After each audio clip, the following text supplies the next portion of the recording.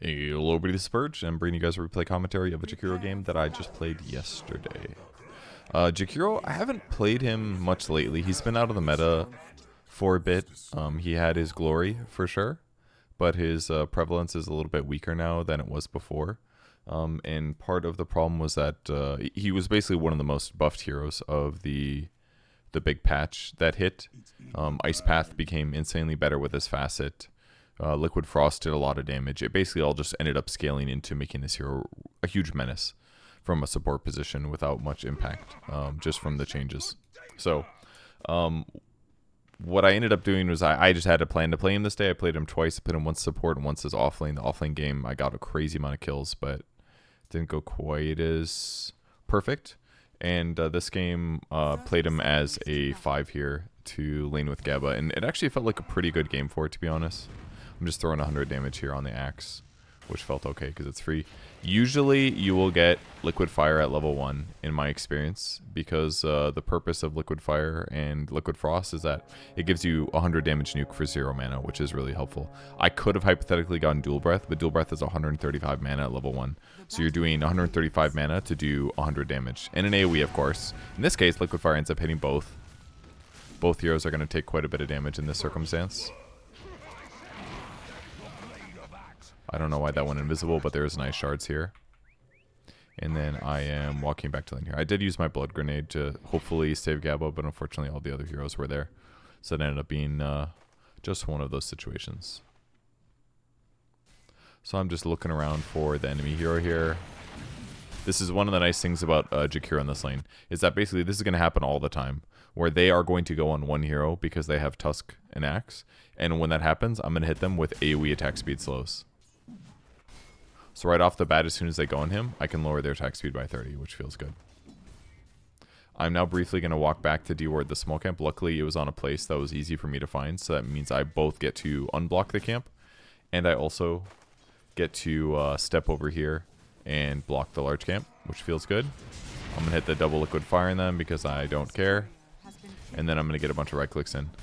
One thing about Jakiro's facets right now is that actually almost everybody gets the other facet. The other facet is the right-click facet, and basically what it does is it means the damage reduction from Double Trouble, aka the double attack, it is less severe the more you level up your ulti. And generally that is seen as better right now because the Ice facet, while it is okay, it doesn't necessarily give you a huge amount of extra disable or advantage, which is fine. So the other one, and whereas the red one just gives you more damage in the laning stage, which is seen as a really nice thing, right? You're just hitting harder, you're harassing more, you transition a little better. I was a little bit against getting it for the fact that I knew that at some point Axe was going to blink call me with a blade mail, and I almost did this pull actually. I didn't think it was going to be possible, but I got the stack off. I was worried that I was going to do extra damage to myself with blade mail and it might result in me dying, was what I was concerned about. So I wanted to make sure that I managed to get that. So due to the stacked camp, I communicated that I'm going to do this. This is a really good stack because it's a mix of all the right clickers, so I can pull the entire wave into this and most likely clear this wave, which is good. I also started with a Ring of Protection in lane. I like doing this against really physical heavy lineups. And I'm very happy to land both of these spells on both heroes if I can. It's not uncommon at all for a Axe to contest a lane like this.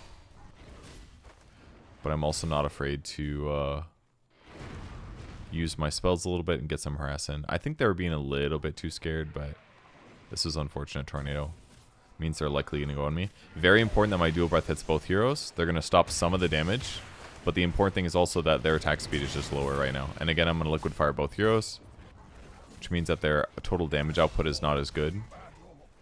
And they end up diving a little bit too far again. This skill build is a little bit important. This level 3 one, you can kind of be flexible with what you want to get. I chose to get Dual Breath, and that's because the Liquid Fire skilling is not very good. It's only 50 extra damage here. I don't know why the Ice Shards are looking invisible here, but they have been.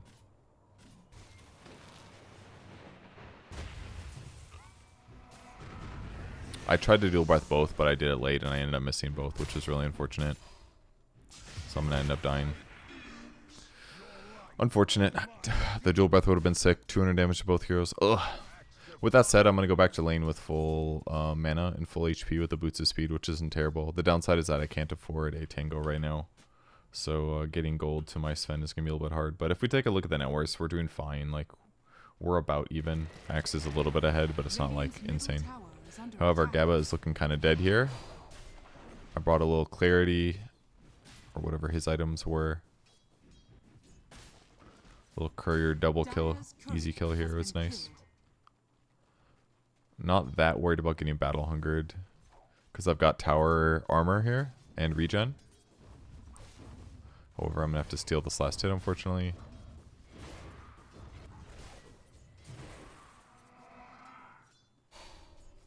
If you guys don't know how Liquid Frost works, you need to ideally dual breath at the same time that it's going off, because you'll get extra ticks. However, they nerfed this number a lot. I think it used to do like at least 12 at level 1, maybe 15. And now it only does 8 at level 1, so it's way worse than it used to be. Liquid Fire, or Dual Breath, I believe, ticks twice a second, basically, while it's ticking. So that means if this is ticking for 5 seconds, and it's ticking twice a second, that should be 5 times 2, that's 10. So that means Liquid Frost would do 80 more damage if you Liquid Frost and Dual Breath them. Whereas if you just use Liquid Fire, it basically just does more damage here. I did Liquid Frost him again here, I think. Or maybe I burned him, I don't know. But a little harassment is pretty much ideal for what I'm trying to accomplish here. I tried to get a pull off, it was bad. Here's some tangos for Sven. And I could be getting Ice Path here. Again, dual breath both heroes, very important. Really nice dodge by them. And then I'm going to again double Liquid Fire on both heroes. That's 150 damage to both. Continue tangoing. But the one in the Blood Grenades as a whole is just going to keep me relatively survivable. This hero's armor is not terrible, but it's not the absolute best. I got really lucky with that damage tick on the creep there. So now my Liquid Frost does double the damage, does 16 instead. So that means I could do 160 extra damage with a dual breath. And with my right clicks, a little bit more too. There's also the impact damage, which is 15 in this case, but obviously deny as much as I can. I should put this Ironwood branch in my backpack, but I'm focusing on last hits here. They missed the little spell, which is good for us. I was thinking about TPing here, but I ended up going for the Wisdom Shrine because we were worried about not being able to get that since all of our heroes were dead. So this is probably a necessary thing, I felt like, after the jump didn't go so good. One of the downsides, though, is I kind of stayed a lot of time. I stayed in this lane for quite a while, which means that possibly here too long, pretty much. I don't really see us as being able to necessarily kill this guy, but I can definitely kill his little skeletons. So at this point, I'm staying too long. There's not going to be a kill possibility. I could maybe stack the camp. I should have stacked large camp and contested rune, not just contested rune. That would have been better. Gab ends up dying because I teleported for the shrine. That was unfortunate. Now that he's got that, I've got to put the Liquid Fire on him so he can't attack as fast. Juke a little bit so the thing doesn't hit you. Then I almost walked back into it, which was really dumb. But luckily I did not die. I must continue my path across the map. My TP scroll may or may not be ready. I was hoping for a bounty rune so that I can get my Windlace. Because I was planning to get Tranquil Boots this game, apparently. I don't recall why. Arcanes is actually pretty common on Jakiro because you end up having a lot of mana costs between Ice Path and Dual Breath. But if you get like an Aether Lens with the Tranquil Boots, your mana ends up being more than fine, basically. I think I managed to stack both, if I'm not mistaken. I did have to use stun for it, though, which is bad in this moment. Dual Breath on range.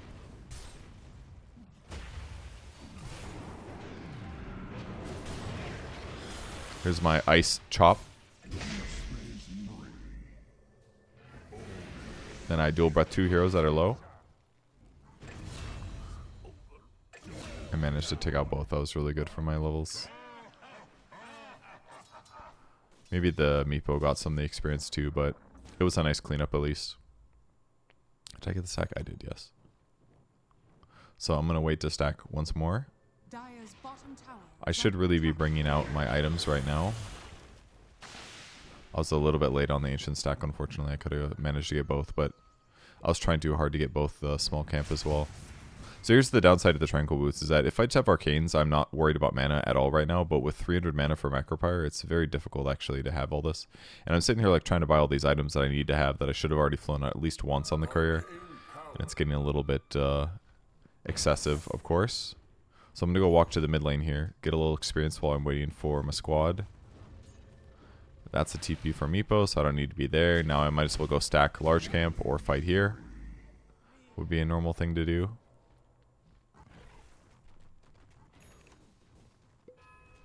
Tranquil Boots with Tranquils. Or sorry, Arcane Clarity with Tranquils is what I meant to say. My stack's good to go. I decided to buy an Urn. I had a Ring of Protection. I needed more mana regen. So I thought this would be like an okay option. Is what I was thinking. It gives you armor, it gives you a little bit of HP. I figured we could just kill this guy if I just landed a little ice path here, especially with the extra proc. Because it goes from a 1.25 second stun with this facet to a 1.75 second stun, which is a really good level 1 ability. Kind of crazy that he was that close on that HP, but ice path is a super long cast range after all. This also does what, 100 damage, so between the two of those, very easy to kill him. I was thinking about stacking that, so it was a bit unfortunate he decided to farm it, but it's okay. More stacks are good for the squad.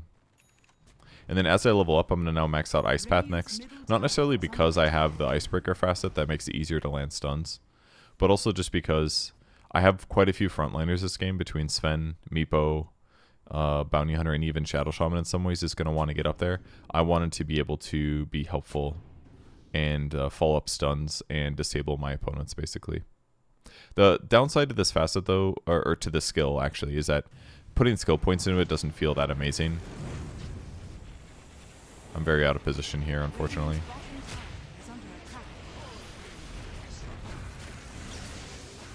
I'm going to pop the stun here. A little bit extra time.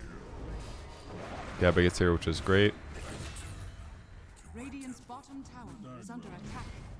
Barely managed to have enough range. Should be able to land the stun now.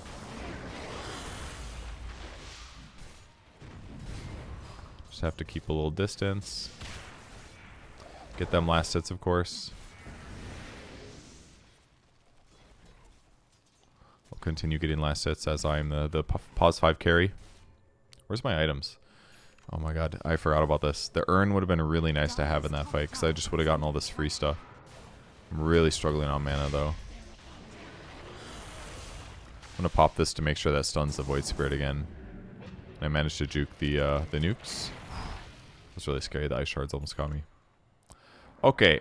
I also picked up a Infused Raindrop to lower my chances of dying, and also to give me more mana regen. So now between Urn of Shadows and this, I'm sitting at 2.2 mana per second, which is pretty nice. Oh, and I got Mystical on my enchantment, which was a little bit lucky. This just got nerfed to it lowered down to 0.8 mana instead of 1.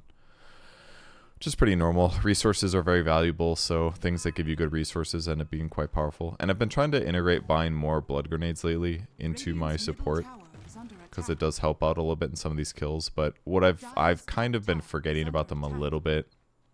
I find they are decent for getting like breaking blink daggers kind of a thing. Is one thing they're kind of good at, and adding extra slow when I'm not ice pathing them is obviously very, very good, but I'm not always the best at utilizing them. Here's the other downside to Urn, though, is that you kind of run out of slots really quickly.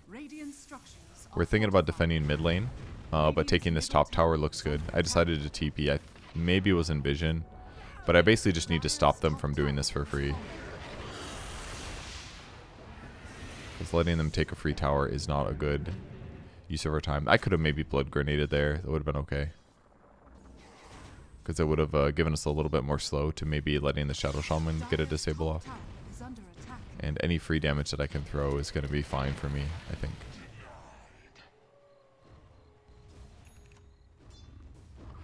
Both of us being here doesn't seem very valuable to me. We're basically cannibalizing the same farm instead of spreading out. They see both of us. Now they don't have to worry about one of us ganking bot lane, for example.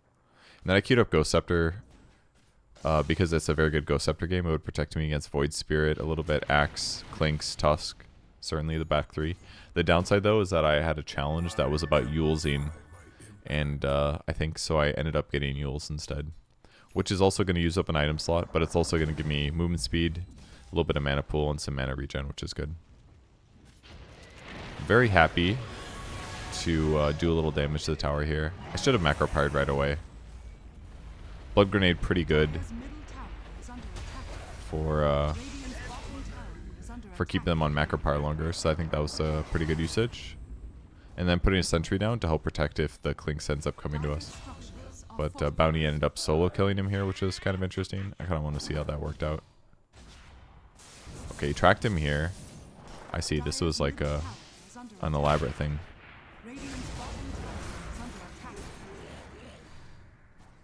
I see. This makes a lot of sense. Kind of the wild thing though is that Bounty didn't have any wand, which ends up being a little bit costly in some cases, but... Oh, I forgot about this. Back on the mid lane while we try to take the tower for free right after Clinks died. It looks so obvious when you know that's going to happen, doesn't it? You're like, oh, this doesn't look very good. Okay, that guy did die. I felt like I should have blood grenaded though. Little attack speed slow here. Little stun. Fortunately, I didn't hit him.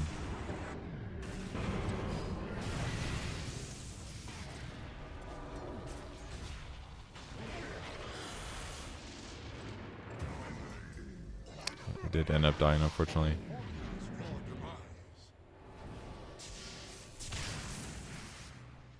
Okay, he got his gold, which is good. He doesn't have track mana, unfortunately, so... Then he simply just lived. Good for him. So I've had this open the whole time, I bet. Sister Shroud just got nerfed yesterday. Gives a little bit less evasion at the start. Only gives a 150 instead of, I think, 225 or something. Or 200. So it should give you less survivability in these, like, tense moments. Skill build wise, I'm maxing out Liquid Fire next. I don't always necessarily want to do this, but Liquid Frost does ramp up damage nicely. So based on the math that I did earlier with 5 ticks of Dual Breath with... Or sorry, 5 seconds of Dual Breath with 2 ticks per second. That means that it should do 10 times whatever the Liquid Frost bonus damage is. So 32 bonus damage times 10 is 320. So Liquid Frost is going to end up doing like a 375 damage nuke with any level of Dual Breath. So if we're talking about killing a single hero, maxing out Liquid Frost first just makes more sense. And frankly, more attack slow and Liquid Fire is good. And lower cooldown against buildings is also really, really good. So the skill just works out nicely in most of these cases. Got a little vision here of this guy. I was scared I was going to miss that. I should have probably just macro pyred him earlier, but I was a little bit late to it. Slowing this guy's attack speed, very, very helpful for the cause. And I'm really not that scared of this guy. I should be a little scared, but I'm hitting him with the attack speed slows, you know what I mean? That was a really nice dodge by him. He's still going to end up dying to the bounty though. So bounty's very far ahead now. And like that was so good for bounty. He got so much gold from this fight. Like we're equal on kills, but we have so much more gold than them. He got 1,500 gold in that fight. It's crazy. I even got like 400. I did pretty good damage. My only regret is I kind of wish I macro pyred a little bit earlier maybe. Because we could have opened onto Axe with it and it would have killed a lot of his HP before he even got a chance to use Blade Mail. I should have just gone like Ice Path into macro pyre. Or even maybe use Liquid Frost. I don't know if I used Fire. I might have used Liquid Fire. It's still 250 damage, which is not bad. But this also movement speed slows, so keeps him in place a little bit longer, which is good. And in terms of neutral item, Searing Signet is kind of hard to use. It's very important that you guys think about this. when you grab this neutral item on a lot of supports, because you have to think about how much damage your magic damage is doing. And it has to be magic, by the way. It can't be pure damage. It doesn't do anything on Timbersaw. It doesn't do anything on Dazzle, because Dazzle doesn't do magic damage. Dazzle does physical. So you have to do spells over 55 to ignite an enemy. So my Macropyre ticks have to be, if this ticks twice a second, for example, the ticks are probably not high enough for Searing Signet. I think the only thing that might proc it is level 3 dual breath on creeps. Like on creeps, it's pretty good. Actually, that's not true, because the burn damage is going to be halved because it ticks twice a second. So I think the only thing that might trigger Searing Signet is Macropyre and Ice Path breaking with the blue facet. So Searing Signet is actually kind of bad on this hero. I would rather get Tumbler Toy or Essence Ring. Essence Ring is kind of expensive mana-wise. And then on the enhancement side, both of these are really... Actually, all three of these are quite good for me. I could get a GPM bonus with mana. Minus 30 attack damage is catastrophic on my hero, though, because minus 30 would mean that I'm hitting for, like, 10 damage per attack twice.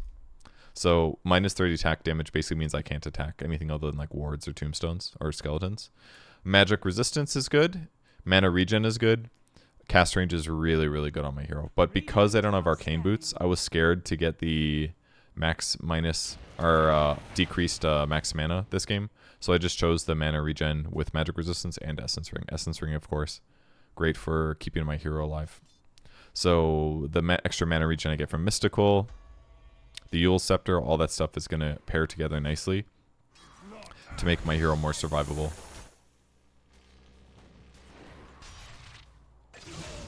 And now the bounty's owning because he just managed to squeak out a Radiance after Vanguard because he had a really good advantage from the early game going well. So this all looked really, really good for our team. We already got the Tormentor, and then I think... Was this the game that we did a lot of back and forth? I feel like it was. There was a game where we did a lot of Twin Gate ganking, and it made the game feel really straightforward. Maybe this is because we were already ahead in net worth or something, but...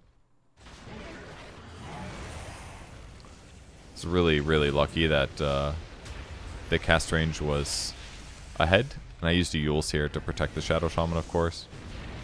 I used fire. Probably should have used blue, to be honest. That one I used blue. And on the back line...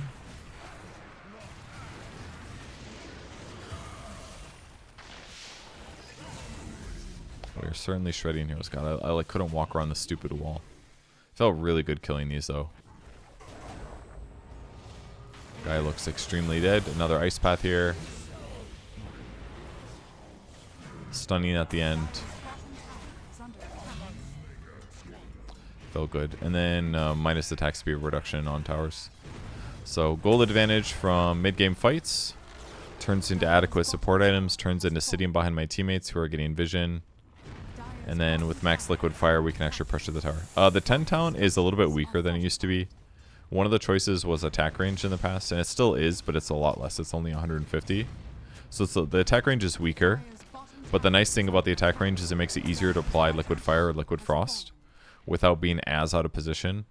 In a lot of cases, and I've done this in the past as well. I remember somebody commented on a video once about this, where I basically was like getting too close to them. I should have Yules them. Looks fine though.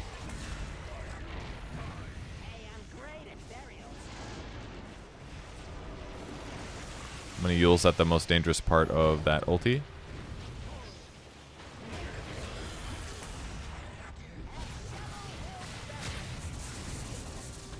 I did about all I could, but there was only so much.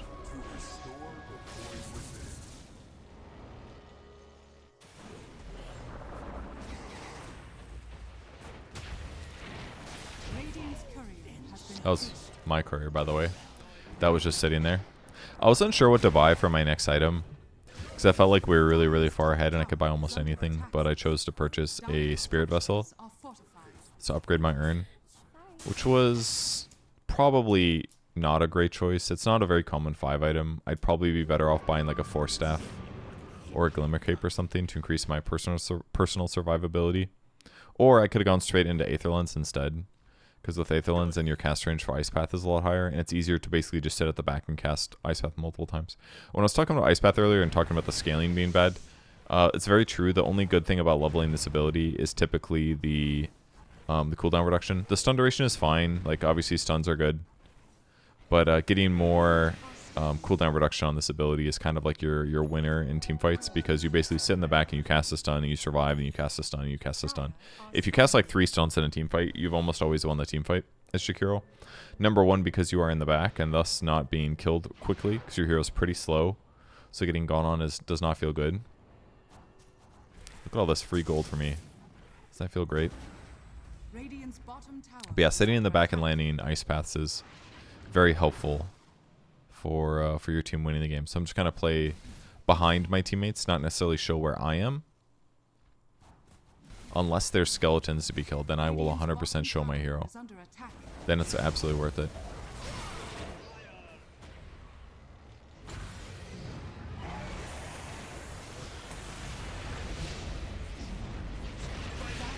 Threw fire on him again. I don't know why I didn't throw ice a little bit faster. We're simply killing the back line. And all of their little skeletons too. Feels good. What's I buying here? Oh yeah, all my items from before. Sick. Ghost Scepter and a Spirit Vessel. Ghost Scepter is a pretty safe snag in this game. Again, a lot of physical damage from them. This is kind of greedy, but they have only 3 heroes alive, and I'm not super concerned about the other ones. And I'm just going to clear the creep wave if possible and do as much liquid fire in the tower as I can, which ended up being a decent amount. And now I'm going to put some wards down in places that might spot them coming to gank us, and a sentry with them as well. That way I'm more likely to spot the clinks coming. But realistically, these wards probably shouldn't be here. They should be in the river next to it instead. I think that would be better. The reason that these wards aren't very good is because right now when I have a creep wave here, these wards are useless. If I have the wards over here, it's more likely to spot heroes that are going to run past our creep wave to look for kills, basically. This is, and we're also going to see people farming here. If people are farming here, we probably see them anyways because of the creep wave. So, kind of just a bad place to put those wards. I should, like, maybe they won't get dewarded there, but do they also give good information? The answer is probably not.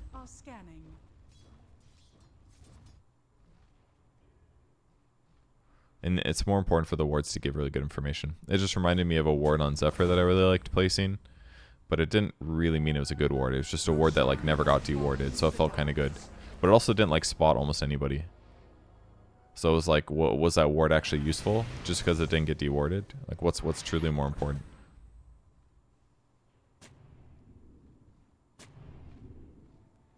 I'm going to ward the twin gates a little bit so we can maybe spot them moving around.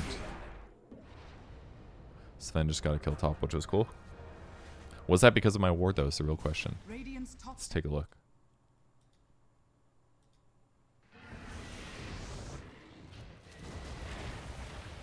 No, we saw Tusk, though. Sven was looking at Tusk. He was literally running for Tusk. And then he found a Clinks. Alright, my ward got... Well, he was on the creep wave, but... Anyways, that was a good kill.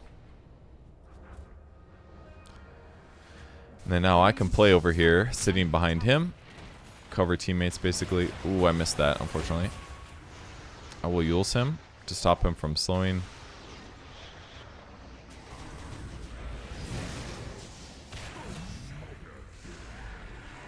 I'm going to put some heals into the teammates here. It's a 320 heal, which is decent. I ended up getting dual breath cooldown at level 16 here. I don't think it's terrible to get it earlier because the skill is really fantastic. I mean, it's 5 out of 8 seconds uptime, which means a lot of attack speed and movement speed slow. That's just kind of affecting your opponents that they don't want to dispel. I should be with my teammates though. This is not good.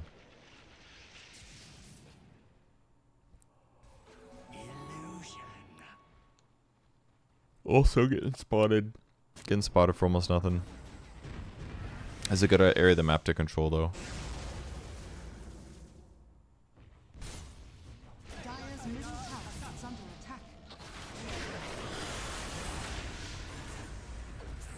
We got him.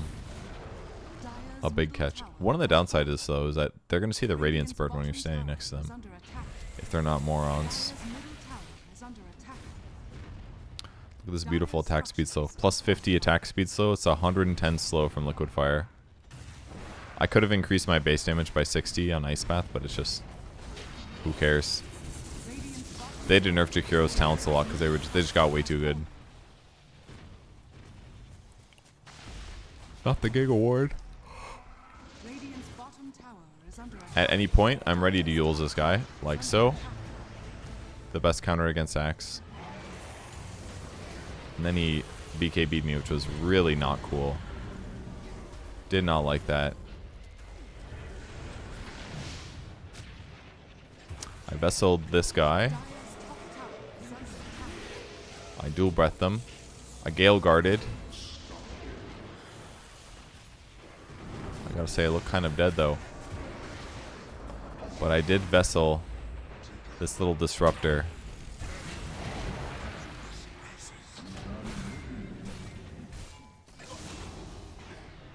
Okay. Pretty good stuff. Not exactly a good fight, but we did still kind of win it. Meepo got a lot of gold. I lost a little bit, but I didn't know that Axe had BKB. So I got a little countered here. And Gava simply pressed his BKB button. What's this shaman doing? Gotta see that again.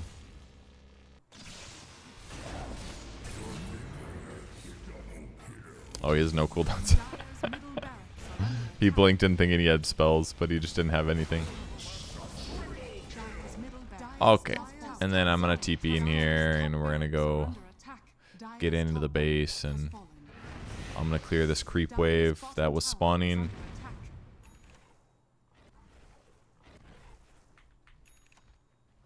And we're trying to end.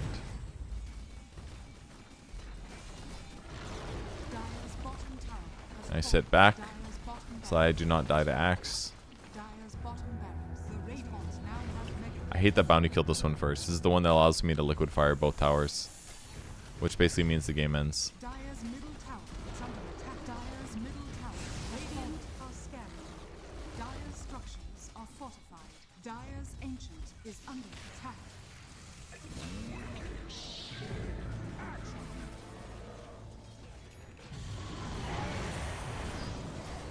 I was hoping to get both of there, but didn't quite hit. That's fine. Alright, so that's kind of the game. A lot of this game was determined by... There's two really, really, really good things that we did that kind of secured our chances of winning. Our mid-game fights were gigantic, and then the way we played map afterwards was really effective, and they kind of didn't group up very much. We basically had these like fights in the mid-game here, where look how many like kills and objectives we got. We kind of just like slayed them a lot in this area, and as a result, Bounty got a lot of gold. Let's take a look at Bounty's net worth. Here he is here. Look at that. Look at that change. He went from being like a hero with net worth to being like a top hero with net worth. Huge change. Just like a money. Everyone else has these like normal looking graphs, kind of. Sven's was leaving the jungle apparently, or buying Mask of Madness or something. I don't know. Bounties was like all of these track kills in here, and once he got those, his game was basically secured to be really good. He did go flat for quite a while here, which wasn't necessarily ideal, but there was less kills there, and he was probably looking for heroes instead, and we kind of had a Sven and a Meepo anyways, so it wasn't that big of a deal. So we got the kills, we compounded the gold advantage, and then we all did a really good job actually ganking on the map, which isn't something that I normally do. Sometimes I hit creeps a lot. In fact, I did hit creeps a lot this game, it felt like. My GPM was very, very relatively high. Who got MVP? Damn shame. Wasn't me. I mean, he deserves it. He's got good KDA. But yeah, I think Jakiro is still playable, certainly, but it felt really good this game based on all of the right clickers that I was up against, because I just simply wanted them to attack slower, and I had ways to protect myself with some raw HP. Tranquil Boots kept my HP full. I had Yule Scepter against the Axe. Adjusting your support items a little bit based on what you're playing against really helps, and kind of makes everything a bit easier. But yeah, protect your allies, follow up your stuns on Jakiro. Ideally, they don't have the best divers. I think I could see a lot of other games where they have a Clinks, and Clinks finds me and solo kills me like 4 times this game, and that makes the game a lot harder. Void Spirit is still a little annoying, but I feel like I have some solutions against him because I kind of know where he's going to go typically. He's going to play on top of me. And he has a lot of magic components, less physical than Klink's. And Jakiro is an int hero, so my magic resistance is a little bit higher. And Jakiro also has a good strength gain. So I'm less bursted by just like being silenced, for example. That's less of a worry for me as long as I cast like 1 liquid fire or 1 dual breath and I reduce his damage over time. He also just had brown boots, which didn't really help him very much, but yeah, a little extra gold, a little map pressure, and the game felt pretty straightforward. We also had just a really good mix of, I really felt like we had a really well balanced draft, maybe with the exception of having both Meepo and Sven. It's like a lot of right click carry, but we had lots of disable between Sven, me, Meepo, Shaman. We had lots of jump and gap close. We had tankiness. We had lots of damage. Jakiro is a really high damage support during macro pyre fights. So really kind of felt like we had everything we needed to dismantle them a bit. And their team fight was just worse, I think. So anyways, that is Jakiro support. I will be bringing you guys some more replay commentaries soon. I've had quite a few good games lately. I've had a couple ability draft matches too, but I think I'm going to upload the VODs of those. I think it's more fun because ability draft is a lot of discovering and jazz in a way. And I think it's easier for you to just watch me go through that live than it is for me to talk about it after the fact when I know how things are going to go. Because it's like I already know what the end of the story is, and I'm talking about why the story was good or bad, which feels worse than you guys discovering it with me while I play the game. So at least a couple ability draft games that I can upload VODs from. All right, thanks everybody for watching. Goodbye.